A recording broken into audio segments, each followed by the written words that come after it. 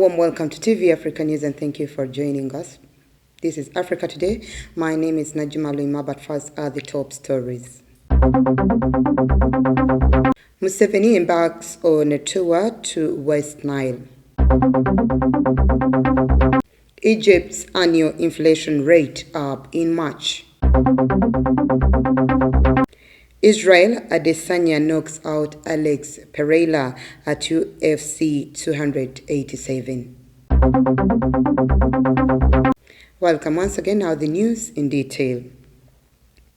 President Museveni is today embarking on his 3-day tour of the West Nile sub-region aimed at popularizing government wealth creation programs.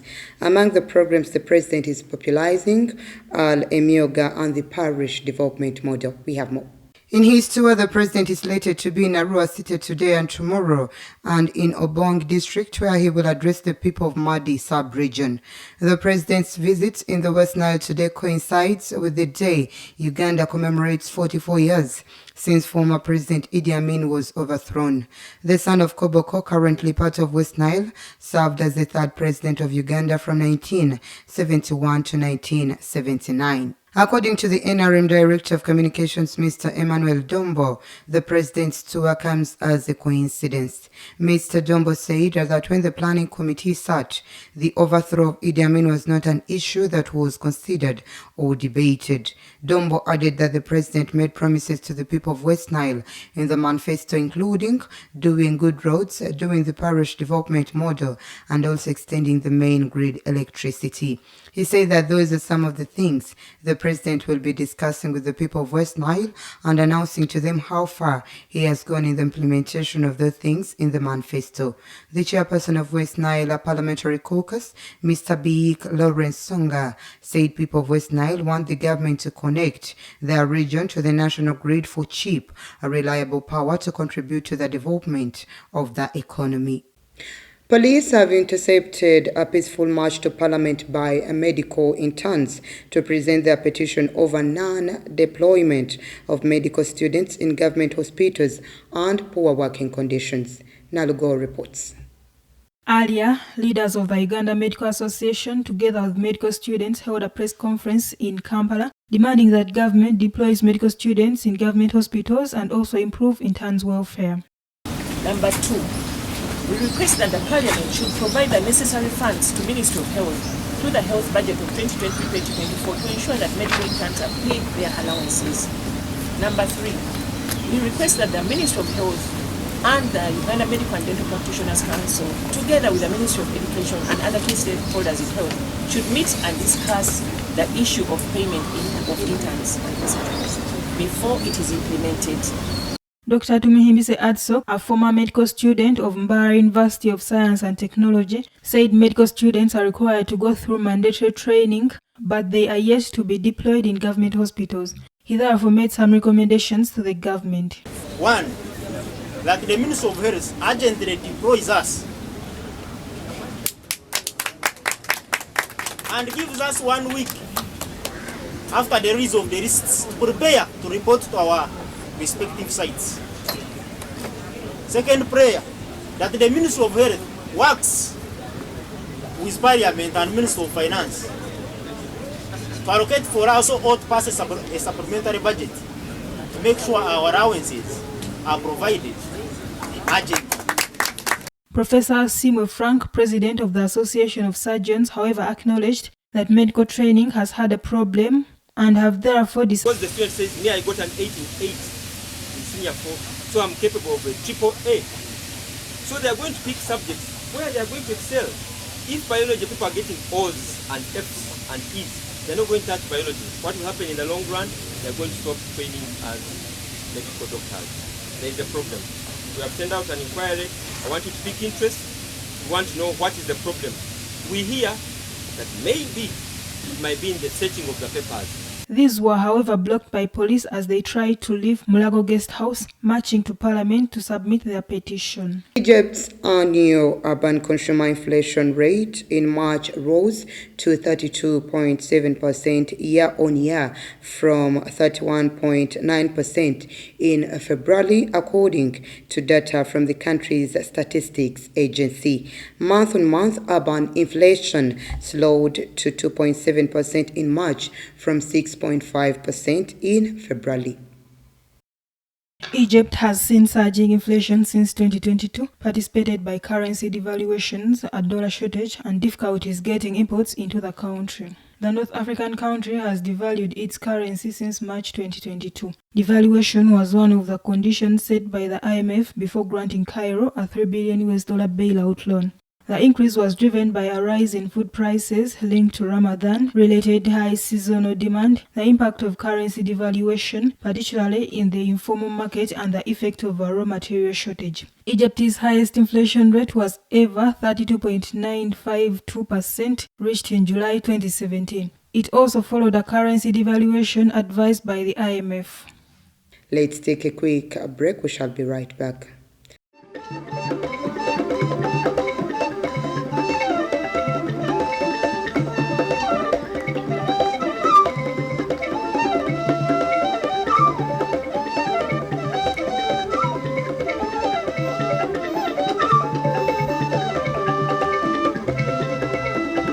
Welcome back. You're still watching TV Africa News, the right to know. Still, inhabitants are haunted by a massacre that was perpetrated between November 21st and 30th, 2022, when the armed group controlled the area in DRC. A witness of the massacre of the Adventist church that will be named Michelle recounts the executions. Let's take a look. According to a witness of the massacre, he was forced by the rebels to bury some of the dead bodies that were supposed to disappear. He narrated that the M23 used tree trunks, the ones used to build houses, piled up a lot of tree trunks and put them on top of the people they had killed. He added that when they finished putting everything in place, they took gasoline and poured it on top and they'd set it in on fire. The UN Joint Human Rights Office reported that the rebels summarily executed at least 171 people in the localities of Bambo and Kinsheshe last November. A regional force has since been overseeing the withdrawal of rebel groups in the east of the DRC. Last week, the East African forces announced that they were in control of Bunagana, a strategic town in eastern DRC previously held by M23 rebels for more than 9 months. Life hasn't returned to normal for many civilians for all that. Bitegismana Sekagabo Charles, a teacher at the school that was used by the M23 rebels as a base, said that it was urgent for the state to provide support so that the children go back to school. After over 5 months in prison, 259 Chadian protesters who were pardoned in late March were released on Saturday. The government had acknowledged the arrest of 601 people in N'Djamena, including some 80 minors. According to the coordinator of their lawyers collective, the former inmates left the Mosoro prison located some 300 kilometers east of N'Djamena and arrived home. It is the end of an ordeal for mostly young people who took part in the October 2022 protests known as Black Thursday. On that day, thousands of Chadians marched across the country following a call by the opposition denouncing the extension of the transition for 2 years. The move maintained in power Mahamat Idris Deby Itno, who took the reins of the country after his father's death. A court in a high-security desert prison then sentenced 262 people in 2 to 3 years in prison after a mass trial with no lawyers. About 80 others out of 101 people on trial were given 1 to 2 years suspended prison sentences and 59 were acquitted. Those convicted were found guilty of, among other charges, unauthorized assembly, destruction of property and arson. Away from that, China on Monday urged the United States to earnestly shoulder its responsibility and make greater efforts to address debt issues in African countries. Chinese Foreign Ministry spokesman Wang Wenbin made the call at a press conference in Beijing when responding to accusations from some U.S. and World Bank officials that China is an obstacle in African debt relief. Wang said that China attaches great importance to debate issues in Africa and actively helps African countries cope with the issues and has made the largest contribution to the G20 debt service suspension initiative. Wang added that China has always been committed to providing support for the economic and social development of developing countries, including African countries, and has also carried out investment and financing cooperation with the developing countries on the basis of equality and mutual benefits. He said that China is not the source of the debt trap of African countries, but a partner in helping them and other developing countries get out of the poverty trap.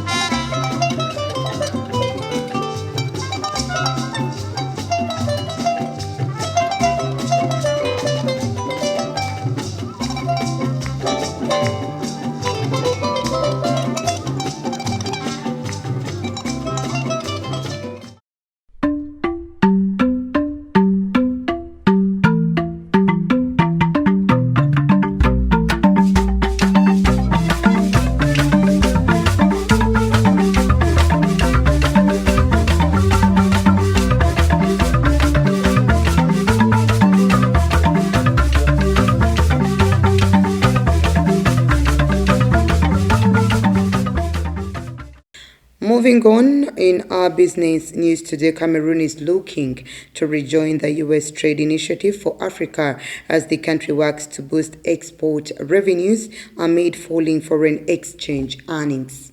Cameroon's Economy Minister Alamin Osman may say that his country has started talks with Washington for admission back into Africa Growth and Opportunities Act, which grants African countries tariff-free access to the U.S. market.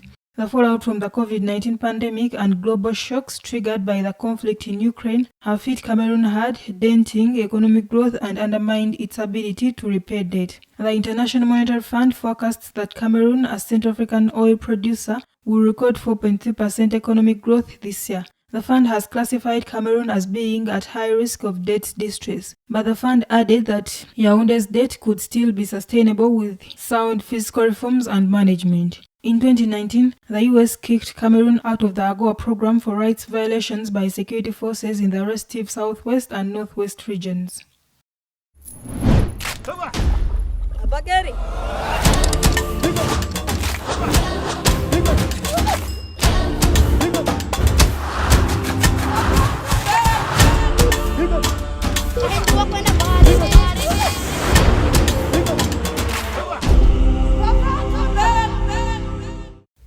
In our health news today, the Ugandan Minister for Health, Dr. Jane Ruth Acheng, has announced that the Ministry of Health is in the final stages of working on the country's health insurance bill that is soon to be presented in the Cabinet and then Parliament. The new health insurance bill is aimed at improving access to health services for all Ugandans. According to the minister, the bill will provide affordable and quality health services to the citizens of Uganda, regardless of their socioeconomic status. The bill will also create a regulatory framework for health insurance providers in the country. The new regulatory framework will ensure that insurance providers meet certain standards and provide quality services to their clients. The minister further stated that the bill has been in the works for a long time and its completion is a significant milestone in the government's efforts to improve the health sector. The bill will help to reduce out-of-pocket expenses for health services and increase the number of people with health insurance coverage. In conclusion, the new health insurance bill is a significant step towards improving the country's health sector. It is expected to provide affordable and quality health services to all Ugandans.